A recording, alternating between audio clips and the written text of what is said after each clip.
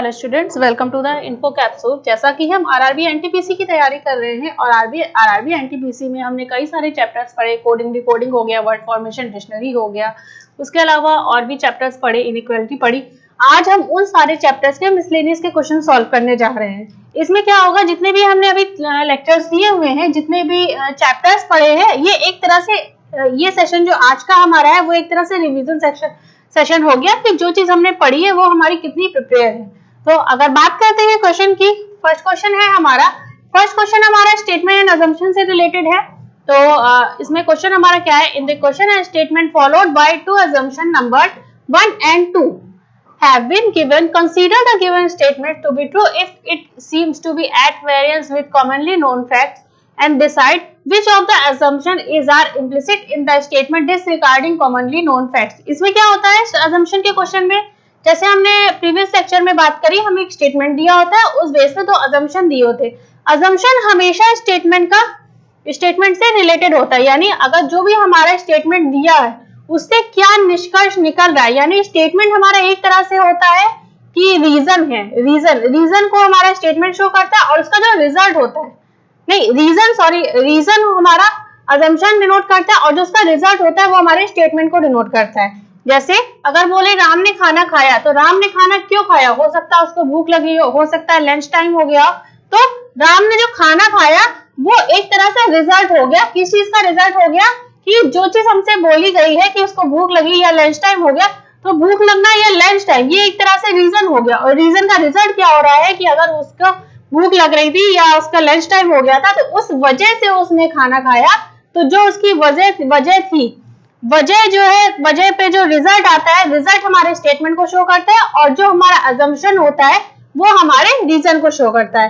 उसी पे हम क्वेश्चन की बात करेंगे। क्वेश्चन है हमारा, election commission has imposed a 72-hour ban on Azam Khan campaigning by Azam Khan in the light of the indecent remark on the second Parliament's Women's Parliament। अब आजम खान को 72 घंटे के लिए इलेक्शन कमीशन ने कैंपेनिंग के लिए बैन कर दिया। क्यों बैन कर दिया?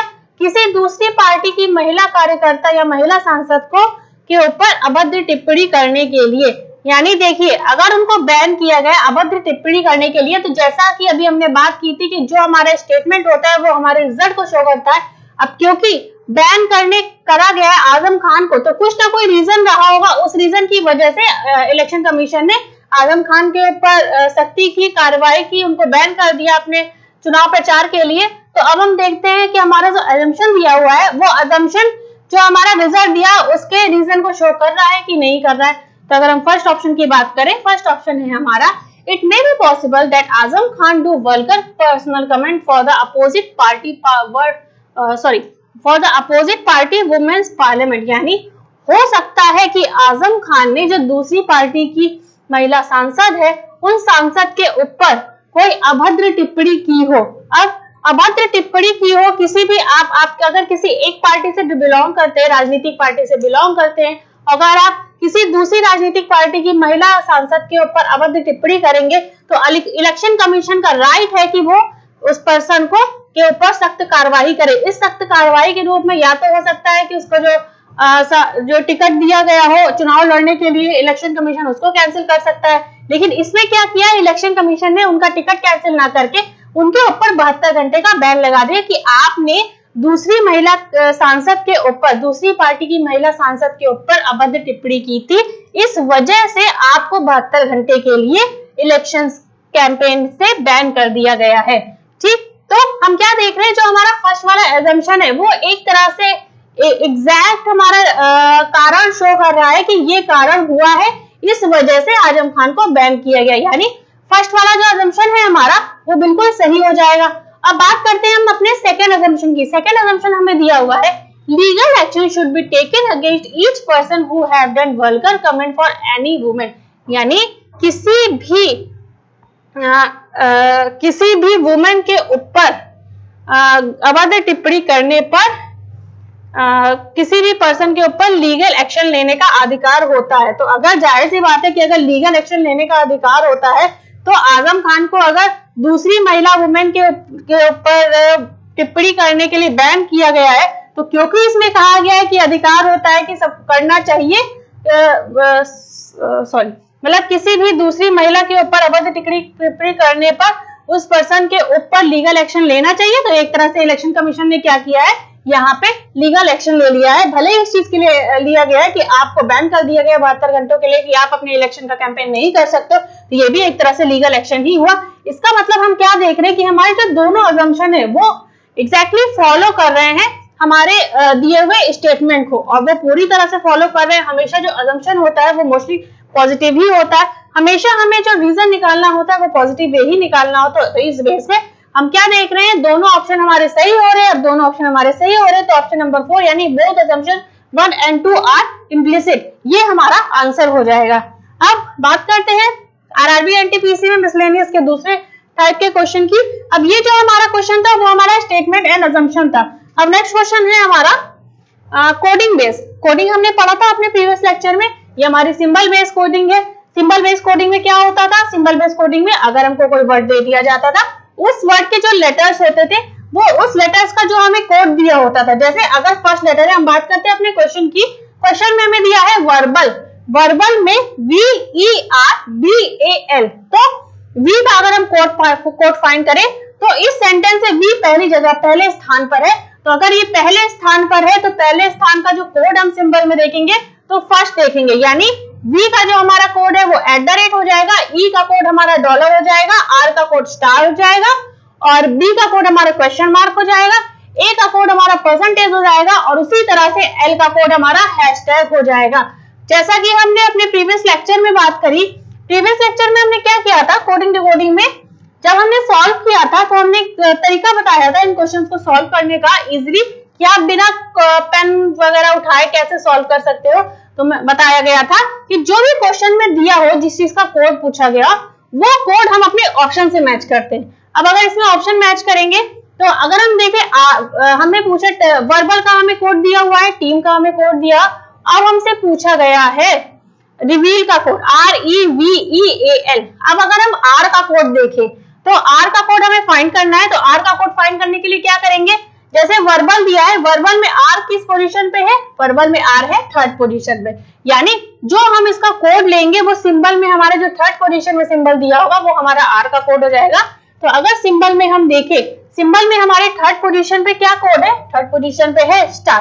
तो अब हम अपने ऑप्शन में देखेंगे कि हमारा 1st पोजीशन में स्टार किस में आ रहा है। तो अगर हम ऑप्शन की बात करेंगे तो ऑप्शन नंबर सी और डी, इसमें हमारे 1st पोजीशन में स्टार आ रहा है, और ऑप्शन नंबर ए और बी में नहीं आ रहा है। ए में हमारे स्टार्टिंग में डॉलर आ रहा है और सेकंड में हैशटैग आ रहा है, यानी ये दोनों ऑप्शन हमारे कैंसिल हो गए। तो हमें इससे क्या मिला एक आइडिया कि हमारा जो ऑप्शन होगा वो या तो ऑप्शन नंबर सी से होगा या ऑप्शन नंबर डी से होगा, यही इन दोनों में से कोई एक हमारा आंसर होगा। अब आर का हो गया स्टार, ई की बात करें, ई का कोड है हमारा डॉलर, यानी अब 2nd पोजीशन में क्या है, 2nd पोजीशन में हमारा आ रहा है डॉलर। ठीक, तो डॉलर हमारा सी में भी है, डी में भी है। फिर उसके बाद हम बात करेंगे वी की, वी का हमारा क्या आ रहा है @ तो @ हम क्या देख रहे हैं कि हमारे सी पोजीशन में, सी ऑप्शन में, 3rd ऑप्शन में तो @ है, लेकिन डी ऑप्शन में नहीं है, इसका मतलब हमारा आंसर सी हो सकता है। अब फिर ई की बात करें, ई का हमारा डॉलर था, यहाँ 4th पोजीशन पे डॉलर दिया हुआ है। ए का कोड हमारा क्या है, ए का कोड हमारा परसेंटेज है, तो ए का कोड परसेंटेज आ जाएगा, और उस बेस पे एल का जो हमारा कोड है, एल का कोड हमारा हैशटैग दिया हुआ है, और हमारे सी ऑप्शन में हैशटैग दिया है। तो हम क्या देख रहे हैं, हमने क्या किया, बिना कॉपी पेन उठाए तुरंत आंसर, मुश्किल से आंसर सॉल्व करने में कितना टाइम लगा, 10 से 15 सेकंड। तो इस तरह से जो हमारे सिंबल बेस्ड कोडिंग होते हैं इसको हम ऐसे ही सॉल्व करते हैं। बस ये ध्यान रखें कि हम जो भी आंसर सॉल्व करें हम ऑप्शन से मिलाते जाए। अगर हम ऑप्शन से मैच करेंगे तो हम इजीली कम टाइम में आंसर सॉल्व कर पाएंगे। अब बात करते हैं हमारे नेक्स्ट क्वेश्चन की। नेक्स्ट क्वेश्चन है हमारा, in a certain code language I love India is coded as GOMVDS and India wants justice is coded as MVSTQU. How India coded in that code language? ये हमारे दूसरे type के question है, इसमें sentence based question दिया हुआ है, coding दी हुई है। इसको सॉल्व करने का तरीका बताया गया था लास्ट लेक्चर पे कि जब इस तरह के क्वेश्चन सॉल्व किए जाते हैं तो अगर कोई सेंटेंस दिया हुआ है, उस सेंटेंस में जो वर्ड, दो सेंटेंस में जो 2 वर्ड हमारे मैच कर रहे होते हैं यानी सेम होते हैं, उसका कोड भी हमें सेम दिया होता है। जैसे इस क्वेश्चन की बात करें, इस क्वेश्चन में है हमारा आई लव इंडिया, यहाँ पे हम लिखे आई लव इंडिया, इसका कोड हमें क्या दिया हुआ है, GOMVDS, ठीक, ये कोड दिया हुआ है। अब बात करें India wants justice, India wants justice, इसका कोड हमें क्या दिया हुआ है, MVSTQU, ठीक, ये हमें कोड दिया है। अब हमसे पूछा है how India code in that code language, इस कोड में इंडिया का कोड क्या होगा। तो जैसे अभी बात करी, जो सेंटेंस होते हैं इसमें हम सेम वर्ड फाइंड करते हैं। तो अगर हम आई लव इंडिया और इंडिया वांट्स जस्टिस में बात करें तो यहाँ पे हमारा क्या सेम आ रहा है, यहाँ हमारा इंडिया सेम आ रहा है, ठीक। अब यहाँ पे हमारे दो वर्ड सेम है तो जाहिर सी बात है कि जिसका कोड होगा वो भी हमें सेम दिया होगा। तो अगर हम इसमें देखते हैं तो हमारा MV है और MV है, तो हमारा इंडिया का कोड क्या आ रहा है, MV, ठीक। और हमसे क्वेश्चन में क्या पूछा है, क्वेश्चन में हमें इंडिया का कोड पूछा गया है। तो अगर इंडिया का कोड पूछा गया है तो इंडिया कोड हमारा हो जाएगा MV, यानी ऑप्शन नंबर 1 हमारा आंसर हो जाएगा। अब बात करें नेक्स्ट क्वेश्चन की। नेक्स्ट क्वेश्चन क्या है हमारा, नेक्स्ट क्वेश्चन हमारा ब्लड रिलेशन से रिलेटेड है। ब्लड रिलेशन में क्या होता है, कुछ पर्सन दे दिए जाते हैं, उन पर्सन के बीच हमें रिलेशन फाइंड करना होता है कि कौन किसकी सिस्टर है, कौन किसका ब्रदर है, इस तरह से क्वेश्चन होते हैं। अब क्वेश्चन की बात करें, क्वेश्चन क्या है हमारा, P is sister of N, P N की बहन है, N is grandson of R, N R का ग्रैंडसन है, R who is husband of K, R K का हस्बैंड है। अब K है वन चाइल्ड G, K की केवल एक संतान है G, G is husband of L, G L का हस्बैंड है। How is L related to P, L P से किस तरह से रिलेटेड है। अब क्वेश्चन अगर सॉल्व करें, P is sister of N, हमें पता है फीमेल को हम सर्कल से डिनोट करते हैं, फीमेल हमारा सर्कल से डिनोट होता है, मेल हमारा इससे डिनोट होता है।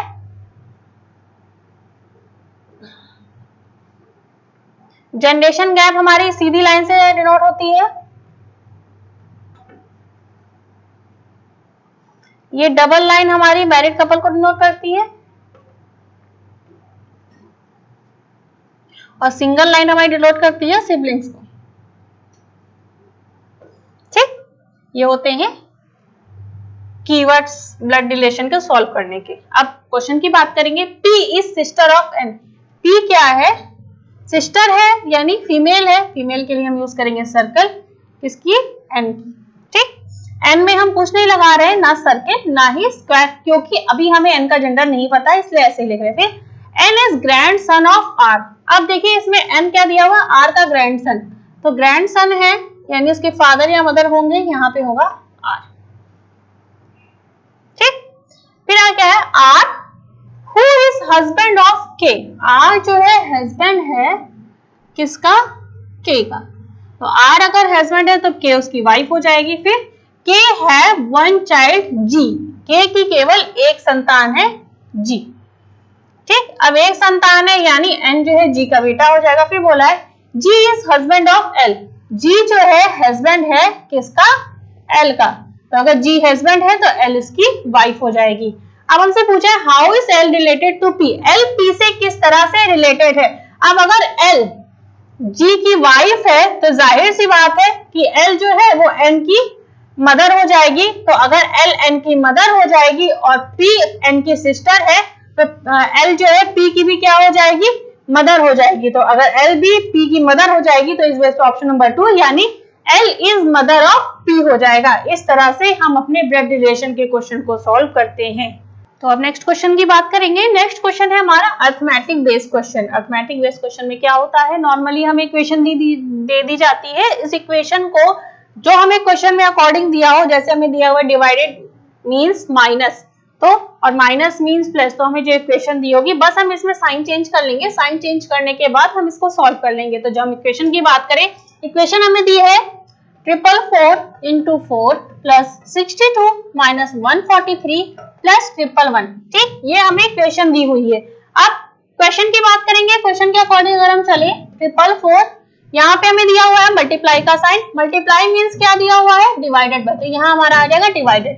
फिर प्लस का 62 दिया हुआ है, प्लस का मींस क्या होता है, मल्टीप्लाई, तो यहाँ पे मल्टीप्लाई का 62, फिर माइनस का 143, माइनस का मींस होता है प्लस, तो ये हो गया 143, फिर प्लस का 111, प्लस का 111 है तो प्लस की जगह क्या होगा, मल्टीप्लाई, तो यहाँ पे मल्टीप्लाई सॉरी, प्लस मीन्स दिया हुआ है, माइनस मीन्स मल्टीप्लाई, सॉरी एक मिनट, 444 है, मल्टीप्लाई का मीन्स दिया हुआ है डिवाइडेड बाई, फिर प्लस का मीन्स दिया हुआ है, प्लस मीन्स मल्टीप्लाई, ठीक है, ये मल्टीप्लाई दिया हुआ है, यहाँ पे हमारे क्वेश्चन में सॉरी यहाँ पे डिवाइडेड बाई का साइन है तो यहाँ पे डिवाइडेड बाई हो जाएगा, ठीक। अब यहाँ पे माइनस मीन्स क्या है, माइनस का मीन्स है प्लस, और उसके बाद डिवाइडेड बाई दिया हुआ है तो डिवाइडेड बाई मीन्स दिया हुआ है में माइनस, यानी यहाँ पे हमारा माइनस का साइन आ जाएगा,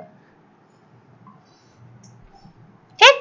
अब हम जब भी कोई इक्वेशन सॉल्व करते हैं तो वो हमेशा बोडमास रूल के अकॉर्डिंग सॉल्व करते हैं, तो ये हमारा बोडमास रूल के अकॉर्डिंग सॉल्व हो जाएगा। बोडमास मींस पहले डिवाइड, फिर मल्टीप्लाई, फिर एडिशन, देन सब्ट्रैक्शन, इस तरह से हम क्वेश्चन सॉल्व करते हैं। अब पहले हम डिवाइड करेंगे तो इसको इससे डिवाइड करें तो हमारा आएगा 111 इंटू 62 प्लस 143 माइनस 111, ठीक। अब डिवाइड हो गया, डिवाइड के बाद हम करते हैं मल्टीप्लाई, तो अब मल्टीप्लाई करेंगे तो 111 को 62 से मल्टीप्लाई करो, कितना आया 2 2 2, फिर 6 6 6, तो 2 8 8 6, कितना आ गया 6882 प्लस का 143 माइनस 111। अब हम इसमें हमारा डिवाइड हो गया, फिर मल्टीप्लाई हो गया, उसके बाद बोडमास रूल में क्या होता है, हमारा एडिशन होता है। अब हम करेंगे एडिशन, यानी जोड़ेंगे, तो 6882 में 143 अगर हम ऐड करेंगे, ऐड करने पे आ जाएगा 5 8 4 12 10 का 0 7025, कितना आया 7025। अब माइनस का 111, अब इसमें से 111 माइनस कर लेंगे, तो 111 माइनस करेंगे तो हमारा आ जाएगा 4, यहाँ पे आएगा 1 और 70 की जगह 69, तो कितना आ गया हमारा 6914। ये हमारा सॉल्व करके आ गया, इसकी इक्वेशन आंसर हमारा है 6914। तो अगर हम ऑप्शंस की बात करेंगे तो ऑप्शन हमारे किस ऑप्शन में 6914 आ रहा है, हमारे फोर्थ ऑप्शन में 6914 आ रहा है, यानी कि इस क्वेश्चन का आंसर 6914 हमारा ऑप्शन नंबर 4 है, तो इस वजह से ऑप्शन नंबर 4 इस क्वेश्चन का आंसर हो जाएगा। अब बात करते हैं नेक्स्ट क्वेश्चन की। नेक्स्ट क्वेश्चन हमारा वर्ड फॉर्मेशन पे है। वर्ड फॉर्मेशन में क्या होता है, नॉर्मली हमें एक मीनिंगफुल वर्ड दिया होता है, उस मीनिंगफुल वर्ड के जो लेटर्स होते हैं उनको उनकी पोजीशन चेंज कर दी जाती है, और पोजीशन चेंज करके उनकी हमें नंबरिंग दे दी जाती है। तो हमें फाइंड करना होता है कि कौन सा ऑप्शन हमारा सही नंबरिंग को डिनोट करता है जिससे हमारा मीनिंगफुल वर्ड बन जाए। अब क्वेश्चन की बात करेंगे, क्वेश्चन हमें दिया हुआ है और हमें वर्ड्स दिए हुए हैं, तो अगर वर्ड्स हम देखें तो वर्ड्स में क्या है, M B R N E S U, ठीक। अब इसके नीचे नंबरिंग है 1 2 3 4 5 6 देन 7। अब 7 लेटर्स है, यानी हमें मीनिंगफुल वर्ड बनाना है। तो अब सॉल्व करने का तरीका जैसे हमने सिंबल बेस्ड कोडिंग में किया था, ऑप्शन से मैच किया था, हम इसमें भी ऑप्शन से मैच करेंगे।